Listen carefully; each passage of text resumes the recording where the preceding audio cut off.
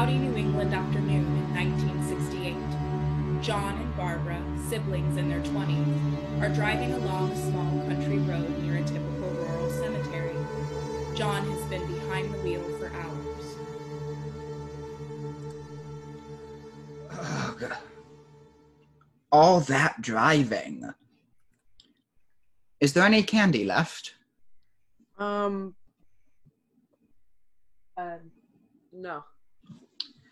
John reaches to the back seat and produces a flowered, cross-shaped grave ornament with an inscription. Look at this thing. We still remember. I don't. You know, I don't even remember what the man looked like. Johnny, it takes like 5 minutes. And 6 hours to drive back and forth. Mom wants to remember she can do it herself. Well, we're here, John, all right? Testing. Back on. We're coming back on the air after interruption due to technical difficulty. Barbara opens her door and steps out as John takes the keys from the ignition and drops them into his back pocket. I guess there's nothing wrong with the radio. Must have been the station. They walk through the row of gravestones in the growing darkness. Hail Mary, full of grace. You're scared, aren't you? Oh, stop it, Johnny. They're coming to get you, Barbara. Stop it. You're ignorant. They're coming for you, Barbara. Stop it. You're acting like a child.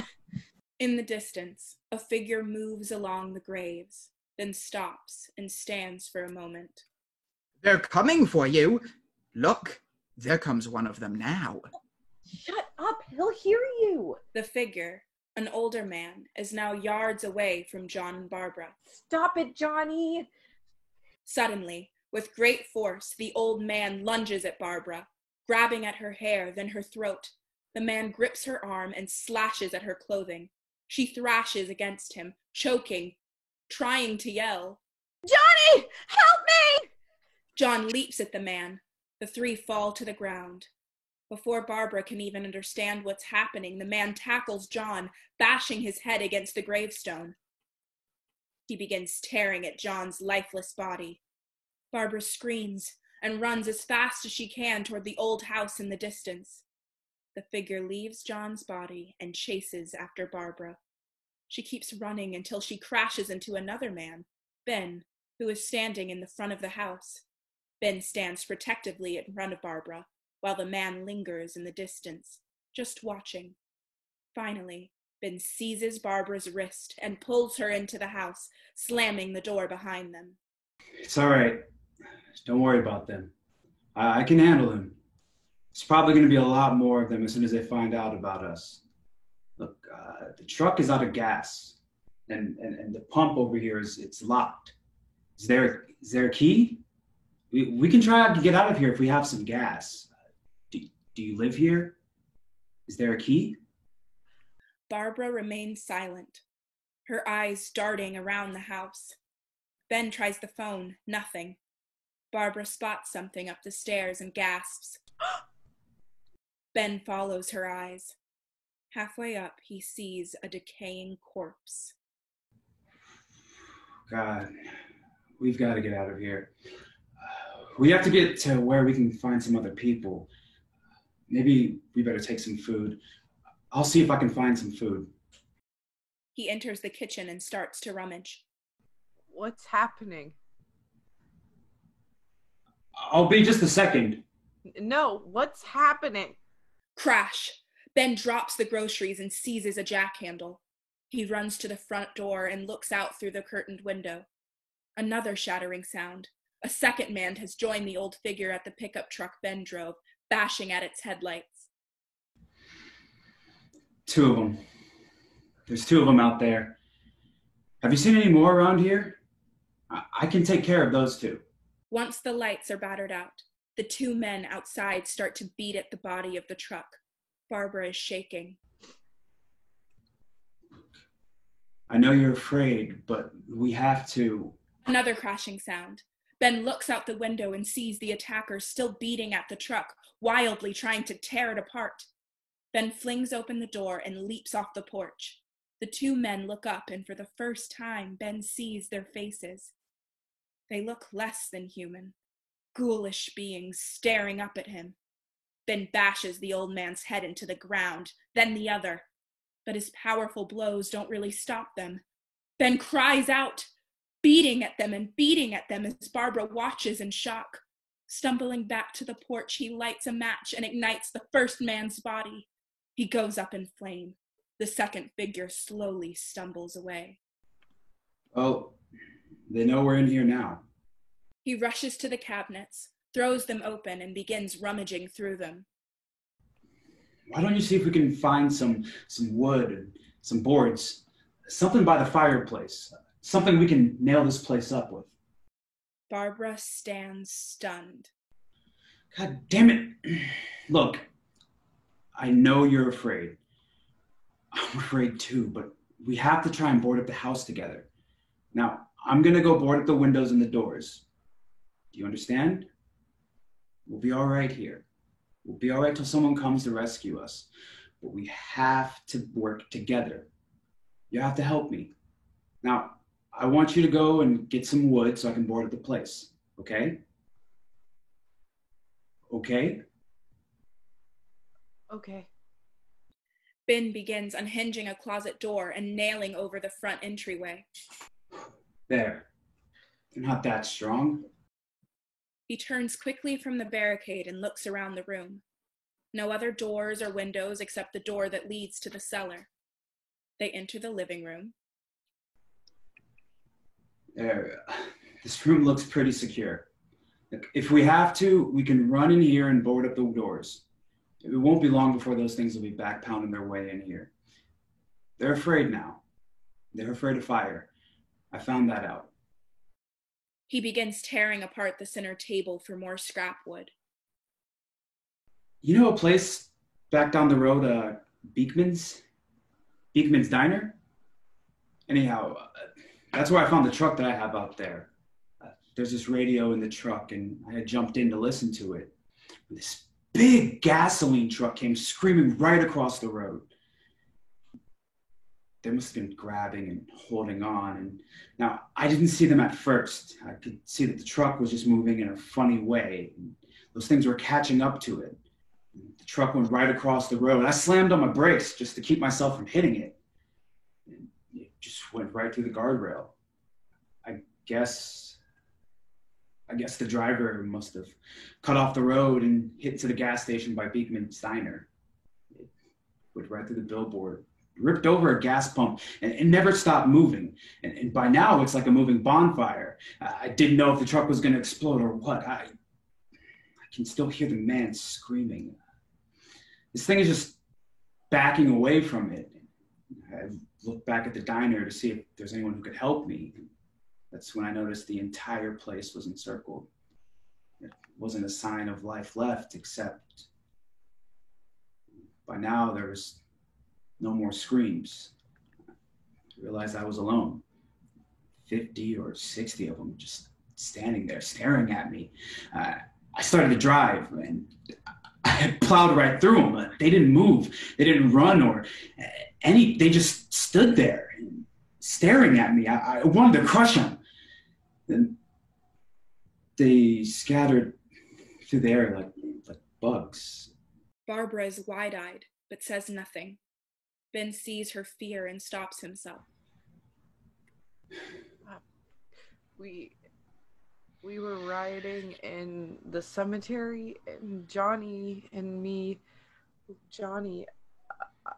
we came to put a wreath on my father's grave, and Johnny and he said, "Can I have some candy, Barbara?" And we didn't have any, and it's hot in here, hot, and he said, "Oh, it's late. Why did we start so late?" And Johnny asked me if I was afraid, and I said, "I'm not afraid, Johnny." And then this man started walking up the road. He came slowly, and Johnny kept teasing me and saying, "He's coming to get you, Barbara." And I laughed at him, and I said, "Johnny, stop it." And then Johnny ran away, and I went up to this man, and I think I think I was gonna apologize, and Why don't you just keep calm?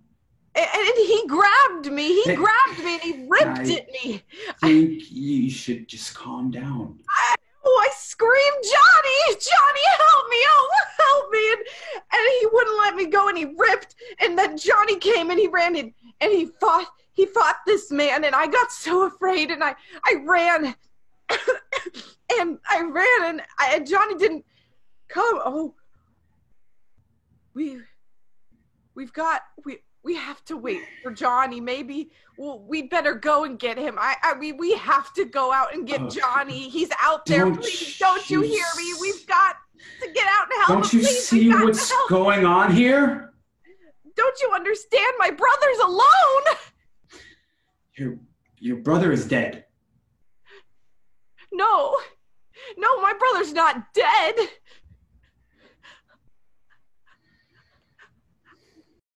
Next to the couch is a cabinet radio. Ben stabs at a button, clicking it on. Ben leaves to go check out the window. There are now 4 figures standing in the yard. He returns to the living room to strategize. The radio hisses and crackles with static. Because of the obvious threat to untold number of citizens and because of the crisis which is now developing, this radio station will remain on the air, day and night. At this hour, we repeat, these are the facts of which we know them. There is an epidemic of mass murder being committed by a virtual army of unidentified assassins. We have some descriptions of the attackers. Eyewitnesses say that they are ordinary-looking people. Some say they appear to be in a kind of trance. Police, sheriff's deputies, and emergency ambulances are overwhelmed with calls for help. The scene can be described as mayhem. Mayors of Pittsburgh, Philadelphia, and Miami, along with the governors of several eastern and midwestern states, have indicated that the National Guard may be mobilized at any moment, but that has not happened yet. The only advice our reporters have been able to get from our official sources is for private citizens to stay in their homes behind locked doors. Do not venture outside for any reason until the nature of this crisis has been determined and until we can advise what course of action to take. However, in spite of this urging and warning, streets and highways are packed with frantic people trying to reach their families or apparently to just flee anywhere. We repeat, the safest course of action at this time is to simply stay where you are. More and more figures and clothes on the house. Ben begins rummaging through the nearby closet. Something catches his eye. A rifle, a maintenance manual, and a box of ammunition. He returns to Barbara. I found a gun and some bullets. This place is boarded up pretty solid now. We ought to be all right for a while. We've got a gun, bullets, food, and the radio. Sooner or later, someone's bound to come and get us out. So again, we join with law enforcement agencies in urging you to seek shelter in a building. Lock the doors and windows securely. Hey, that's us. We're doing all right. Be cautious of any suspicious strangers and keep tuned into your radio and televisions for survival instructions and further details of this continuing. Other than her upright position, Barbara shows no sign of life. Her wide eyes just stare through the floor at some point beyond. Look, I don't know if you're hearing me, but I'm gonna go upstairs now. If anything should break in, I can hear it from up there. I'll be down to take care of it. Look, everything is going to be all right for now. I'll be back down to reinforce the doors and windows later, but it'll be all right now. Okay? She remains silent. Ben stands, tucks the rifle under his arm, grabs as much lumber as he can carry, and starts for the stairs. Okay? Civil defense officials in Cumberland have told newsmen that murder victims show evidence of having been partially devoured by their murderers. He starts up the stairs where he is confronted once again with the body that lies there torn and defaced. He sets down his supplies and begins dragging it across the floor. Suddenly, the barricaded cellar door is forced open. Helen, an angry-looking middle-aged woman, runs in from downstairs, followed by Judy and Tom, a sweet-looking young couple. Ben runs down to them, cocking his rifle. Hold it! Don't shoot! We're from town. Look, a radio. The Butler County Sheriff has verified that reports of murder victims being partially eaten by their slayers is true. How long have you guys been down there? Could have used some help up here. That's the cellar. It's the safest place. You mean you didn't hear the racket we were making up here? How are we supposed to know what was going on? Could have been those things for all we knew. That woman was screaming. Surely you must know what a woman screaming sounds like. Those things don't make any noise. Anybody would have known somebody needed help. Look, it's kind of hard to hear what's going on from down there. We thought we could hear screams, but for all we knew, that could have meant those things were in the house after her. And you wouldn't come up and help? Well, if there were more... That racket sounded like the place was being ripped apart. How were we supposed to know what was going on? Wait a minute. You just got finished saying you couldn't hear from down there. Now you say it sounded like the place was being ripped apart? It'd be nice if you can get your story straight. Oh, right. Now you tell me. I'm not going to take that kind of a chance when we've got a safe place. We luck into a safe place and you're telling us we got to risk our lives just because somebody might need help, huh? Yeah, something like that. All right. Why don't we settle this? Look, we came up, okay? We're here now. I suggest we all go back downstairs before any of those things find out we're in here. They can't get in here. Oh, you got the whole place boarded up? Yeah, most of it. All but a few spots upstairs. They won't be hard to fix. You are insane. The cellar's the safest place. I'm telling you, they can't get in here. And I'm telling you, those things turned over our car. We were damn lucky to get away at all. Now you tell me those things can't get through this lousy pile of wood? Well, I still think we're better off up here.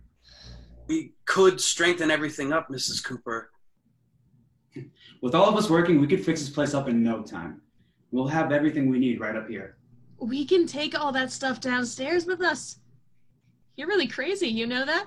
You got a million windows up here. All these windows, you're gonna make them strong enough to keep those things out, huh? Look, I told you, those things don't have any strength. I smashed 3 of them already. Did you hear me? What I told you, they turned over our car. Oh, come on. Any 5 good men could do that. That's my point. Only there's not going to be 5 or even 10. As soon as they know we're here, this place is going to be crawling with them. Well, if there's that many, they'll probably get us wherever we are. Look. The cellar. The cellar. There's only one door, right? Just one door. That's all we have to protect. Got a point, Mrs. Cooper. But down in the cellar, there's no place to run to. I mean, if they did get in, there'd be no back exit. We'd be done for. We'd get out of there, and if we have to, and we got windows to see what's going on outside, but down there with no windows, if a rescue party did come, we wouldn't even know it. But the cellar is the strongest place. The cellar is a death trap. I don't know, Mrs. Cooper. I think he's right. You know how many's out there? I don't know. I figure maybe 6 or 7. Look, you two can do whatever you like. I'm going back down to the cellar, and you better decide, because I'm going to board up that door, and I'm not going to unlock it again no matter what happens. Now, wait a minute, Mrs. Cooper. No, I'm not going to wait. I've made my decision. Now you make yours. Now, wait a minute. Let's think about this. We can make it to the cellar if we have to. And if we do decide to stay down there, we'll need some things from up here. So let's at least consider this a while. If you box yourself in the cellar and those things get in the house, you've had it. At least up here, you have a fighting chance. Tom has gone to one of the windows and is peering out through an opening in the barricade. Yeah, looks about 8 or 10 of them now. That's more than there were. There's a lot out back, too. Hands smash through the broken glass behind the barricades. They grab at Ben, who readies his rifle. Tom grabs a knife and begins to stab, but the things don't stop their assault. Ben fires. The ghouls stumble backward and retreat. We've got to fix these boards. You're crazy! These things are going to be at every window and door in this place. We've got to get down into the cellar. Go down to your damn cellar and just get out of here. I'm taking the girl with me. No, you leave her here. You keep your hands off of her and everything else that's up here too. Because if I stay up here, I'm fighting for everything up here. And the radio and the food is part of what I'm fighting for. Now, if you're going down to the cellar, get. The man's insane. He's insane. We've got to have food down there. We've got a right. Is this your house? We've got a right. You going down there with her? Well, Yes or no? This is your last chance. There's no beating around the bush. You bastards. You know I won't open this door again. I mean it. Mrs. Cooper, with your help. Oh, with my help? Let her go, man. Her mind is made up. Just let her go. Helen re-enters the cellar and blocks the door behind her. Judy shouts to her through the door. if we stick together, we can fix it up real good. There's lots of places we can run to up here. Mrs. Cooper, we'd all be a lot better off if all of us were working together. Ben kneels down to talk to Barbara. Hey. Hey, kid. Nothing. She's wrong, you know. I'm not boxing myself in down there. Hey! Hey, guys, I found a television set upstairs. I'm coming! Mrs. Cooper, they found a TV. Come on. The cellar door opens. Helen pushes past Judy and over to the center of the room. This place is ridiculous. Look at this. There's a million weak spots up here. Someone give me a cigarette. Struggling, Tom and Ben make their way downstairs with the television set. And they talk about these windows. I can't see a damn thing. There could be 15 million of those things out here. That's how much good these windows are. Why don't you do something to help somebody? Here. I have it. Drag a couple of those chairs together. There's a socket over here. Ben kneels behind the set to plug in the cord as Helen yells in Barbara's face. Now, you better watch this and try to understand what's going on. I don't want anyone's life on my hands. I don't want to hear any more from you, ma'am. If you stay up here, you're taking orders from me. And that includes leaving the girl alone. Is there anything I can do to help? It's on. There's no sound. Play with the rabbit ears. Reports, incredible as they seem, are not the result of mass hysteria. Mass hysteria? What do they think? We're imagining all this?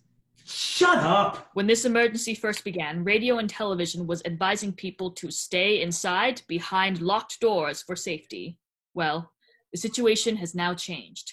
We are able to report a definite course of action for you. Civil defense machinery has been organized to provide rescue stations with food, shelter, medical treatment, and protection by armed National Guardsmen. Stay tuned to the broadcasting stations in your local area for this list of rescue stations. We have that truck. If we can get some gas, we can get out of here.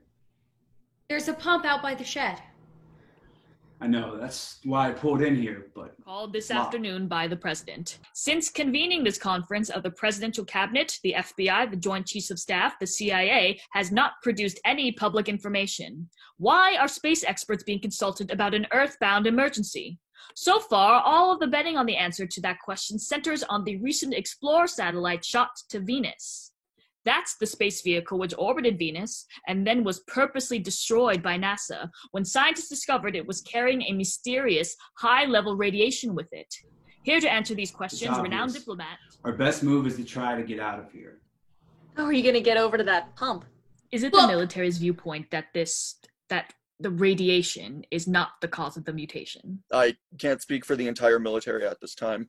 Until this is irrefutably proved, everything is being done that can be done.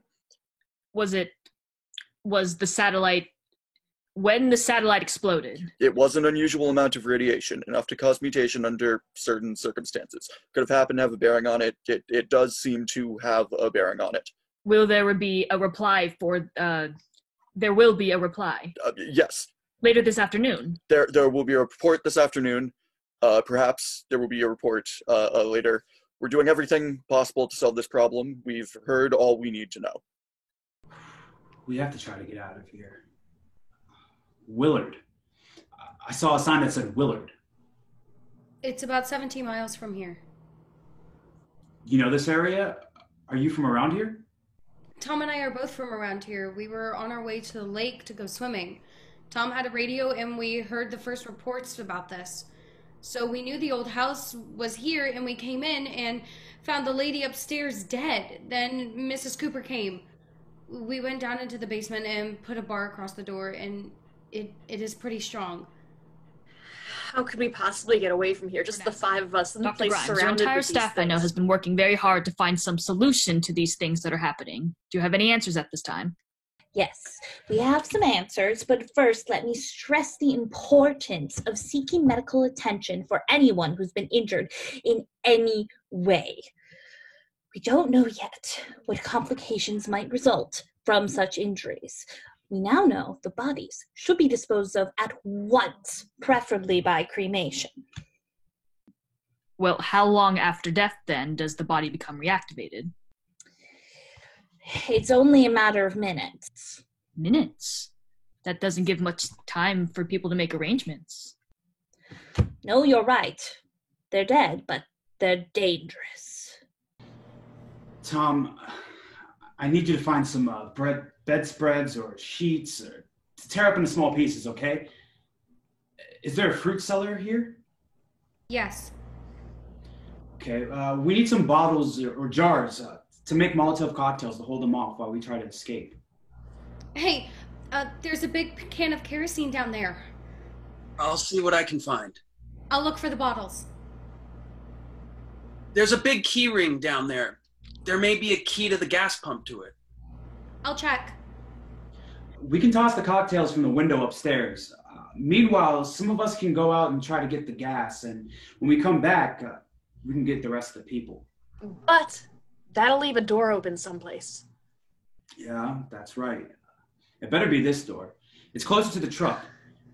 Before we go out, we'll pull some supplies behind the cellar door. While we're gone, you and the girl can make the hole up there. I found some fruit jars in the cellar, and there's a key on here that's labeled for the gas pump out back. I'm not really that used to the truck. I found it abandoned. I can handle the truck. No sweat. You and I'll go. We'll put whatever lumber we find behind the cellar door. Cooper, you go upstairs and toss the cocktails from the window.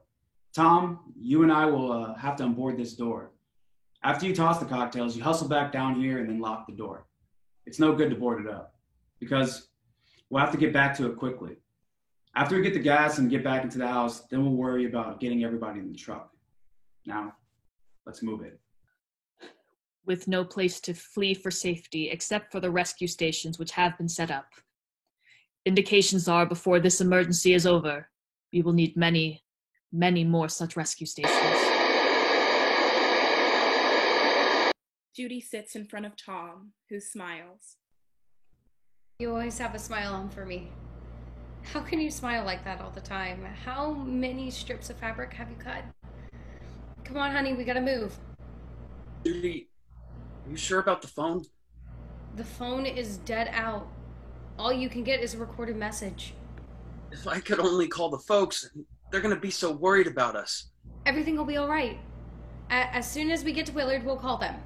They might even be there. I know.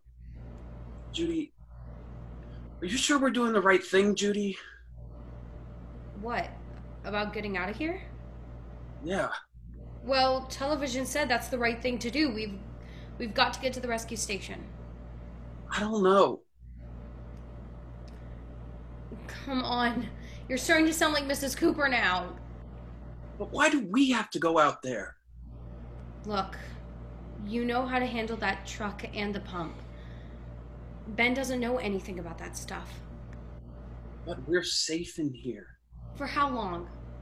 We're safe now, but there's going to be more and more of those things. I know all that. Listen, remember when we had that big flood? Remember how difficult it was for us to convince you that it was right to leave? Remember?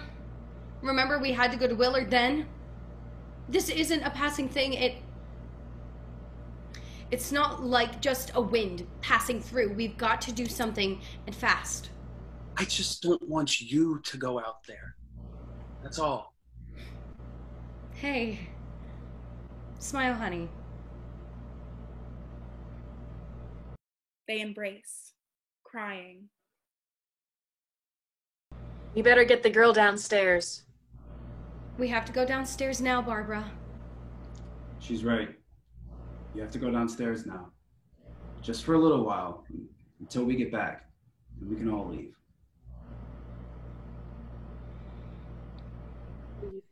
Yeah. The two women exit to the cellar. Tom hands Ben a hammer to open the door. Good luck. Yeah. You ready upstairs? Yeah. Okay. Toss them.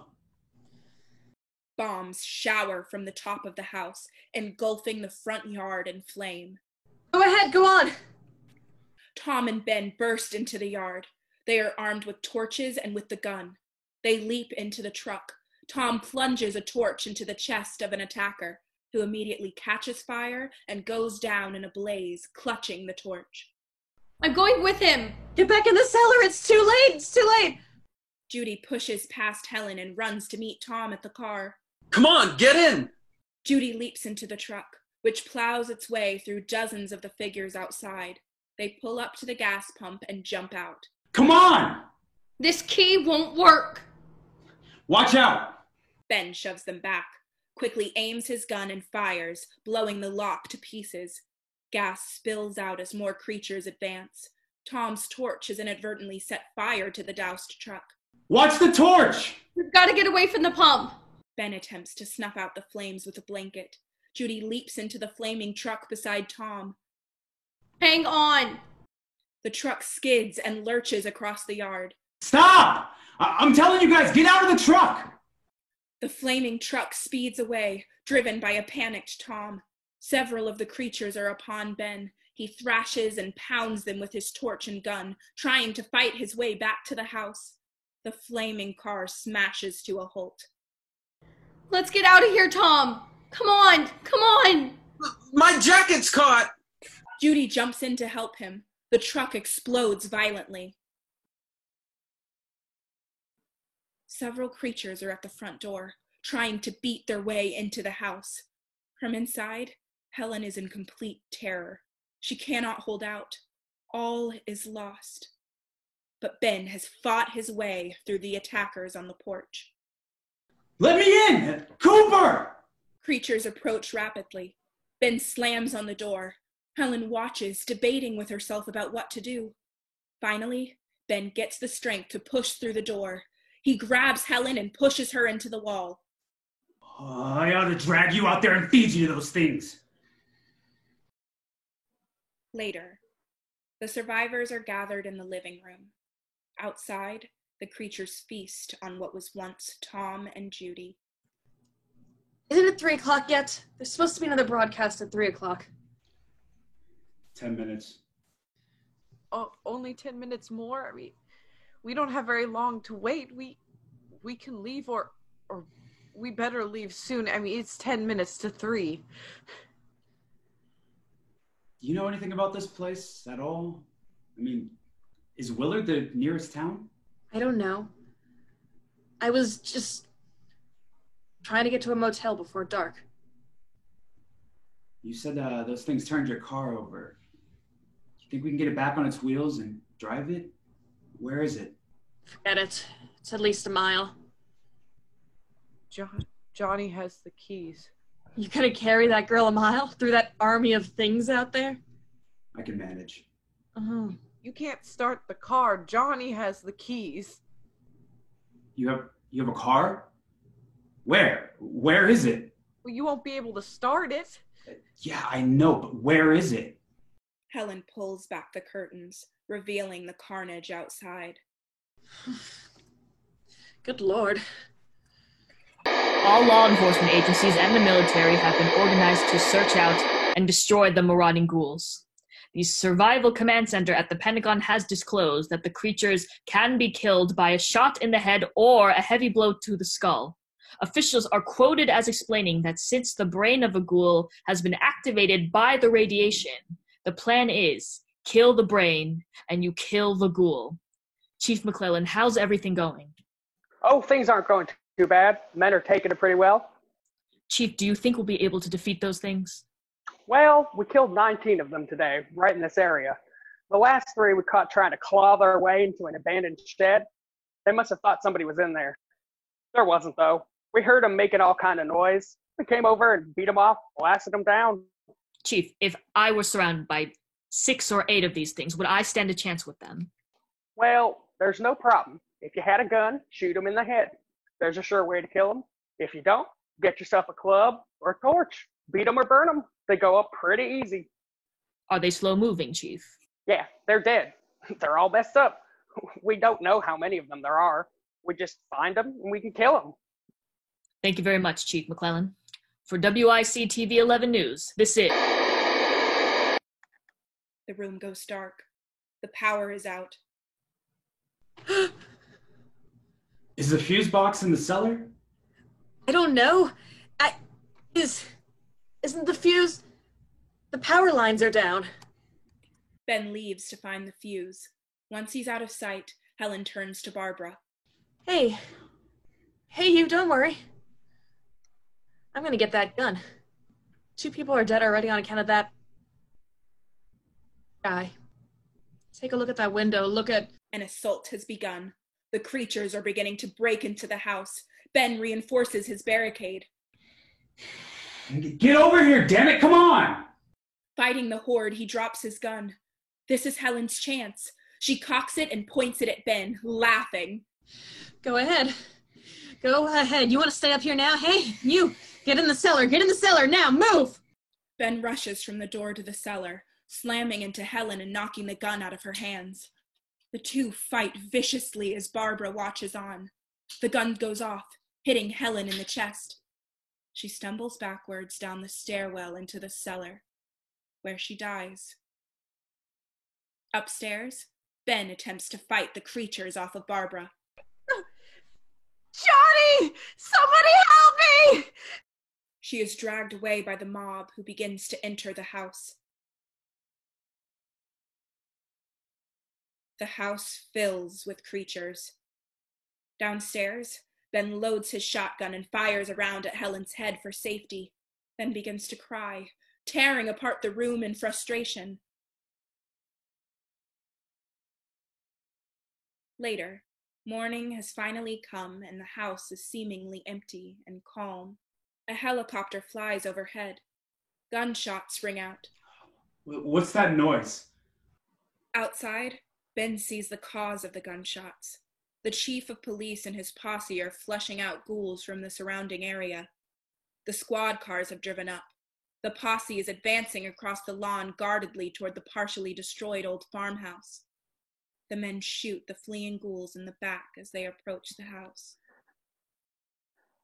Got a few more dead ones. Get up here. Nick, Tony, Steve, you want to get out in that field and build me a bonfire? Let's check out this house. Ben makes his way to the living room. Is it over? The men spot him through the window. There's something there. I heard a noise. All right, Vince, hit him in the head, right between the eyes. One of the men shoots Ben, who dies instantly.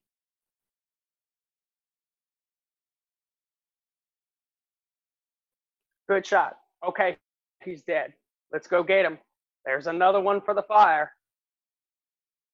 The men collect Ben's body, unaware of what they've done. They make their way into the next town, where more creatures lie in wait.